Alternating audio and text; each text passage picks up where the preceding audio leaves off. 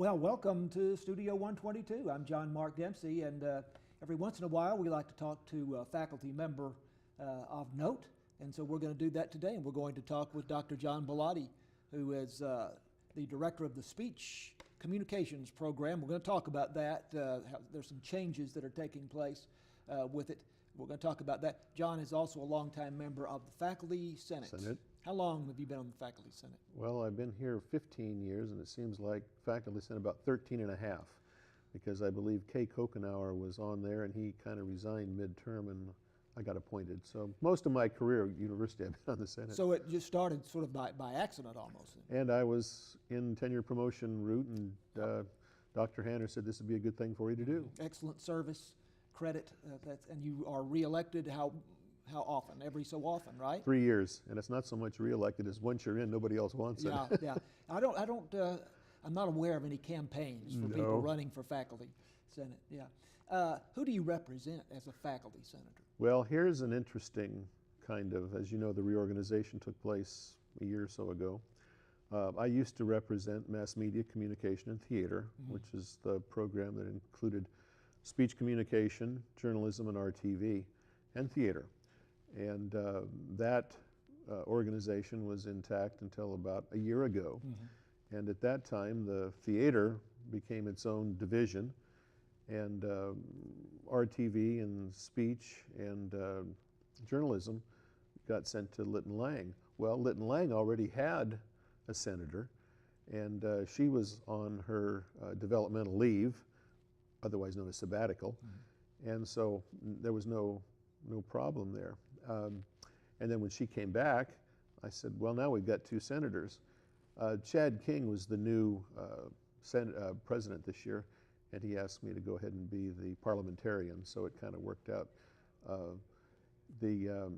I'm parliamentarian and a senator, and we have an extra senator from Litton Lang. So you're a sort of freestanding faculty senator. Yes. Faculty senator without portfolio. Yeah, that'd be pretty good. Well, and then also the parliamentarian. And you said Chad King is the faculty senate president. Chad King's the president this year from political science, yes. What are some issues that you're addressing in the faculty senate right now? Well, it's quite interesting. It's an interesting question that you ask, because it seems like we do a lot of things over and over and over again. Yeah. We're certainly advocates for the faculty. The Texas A&M University Commerce Faculty Senate, almost more of an advisory type of a body as opposed to anything else. But in the years that I've been there, we've redone the faculty handbook 2, maybe 3 times, and that's taken a couple of years each. Different committees have worked on that. Primarily what we do is advocate for the faculty.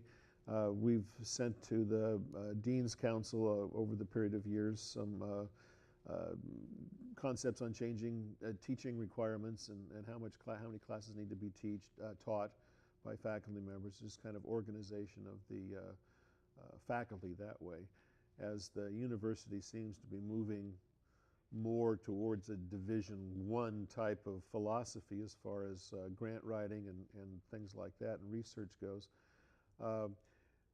As you know, many of the big D1 schools operate on 2-and-2 basis. The faculty teach 2 classes, do 2 classes in research or working on doctoral degrees for other students. Kind of hard to do a lot of research and sit on PhD committees when you're teaching 4 classes a semester. So faculty workload has been an issue we've been working on for the last couple of years. Well, let's talk about speech communications. You all are going through some changes in that program right now. Actually, once again, I've been here 15 years, and when I got here, it was speech communication.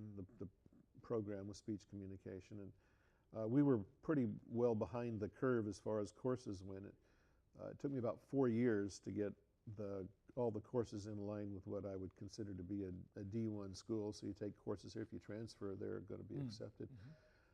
About 6 years ago, we hired I have a colleague, Dr. Stephen Furlich, from Texas Tech. And he and I have been working diligently the last 6 years, adding even more courses to the curriculum. One of the changes that's happened in university life over that period is speech communication has kind of evolved into communication studies. And you're, I'm sure, aware of this. I am, as we offer now I offered 14 classes. Now we have about 19 or 20 classes in the major.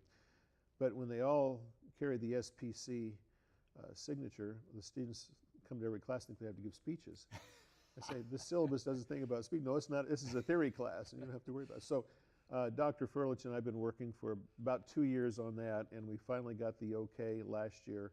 We're officially comm studies. And how would you distinguish the difference between communication studies and speech communication? The prefix. Yeah. Same classes, but what we hope to do is help the students understand. In other words, COM 412 is, COMS is a theory class. COMS 1315 is a speech class. So not every class that we offer has an SPC in front of it. And I think I can understand after 15 years why the students get confused. And the 201 class, which is Studies in Human Communication, I have them do a little report, and I said, well, I don't want to have to give too many speeches. I said, don't worry about it. Yeah, it has more to do with theory, right? Oh, yes. Theory of communication as Yes. opposed to literal, the study of giving effective speeches. Yes. Right. And that's, yes, and that's what we needed to do, as I said, because regardless of what class, the students think they have to stand up and talk. And I said, no, that's 1315 or 1321, no longer here. And so the theory of communication, how people communicate with each other, could be applicable to anything, to everything. Well, it certainly is, and we went through that when I was teaching up in Illinois. The university went through an up or out program and speech. And in fact, in the country, and I used to tease my math and chemistry people, you don't have a discipline without speech or communication because you can't teach it.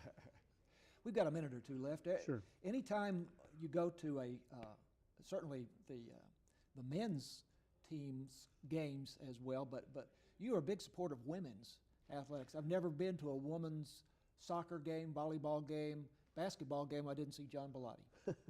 Well, part of the athletic council. That's another thing that I've been involved with. We should talk about that. I coached volleyball and soccer my daughter since she was 5 years old all the way through. We moved down here, and my son's in softball as well. And athletics has always been a big part of my life.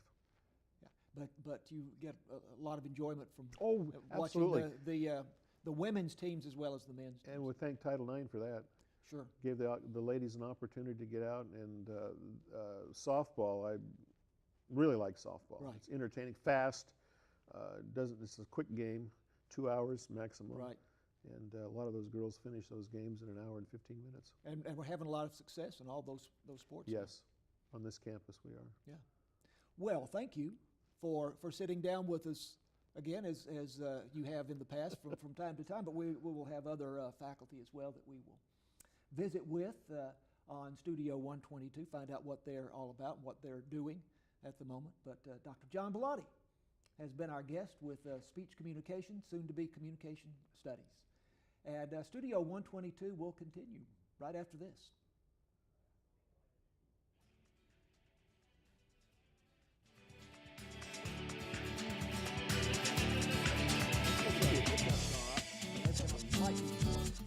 Well, I couldn't see the time, and when you that's started fine. nodding like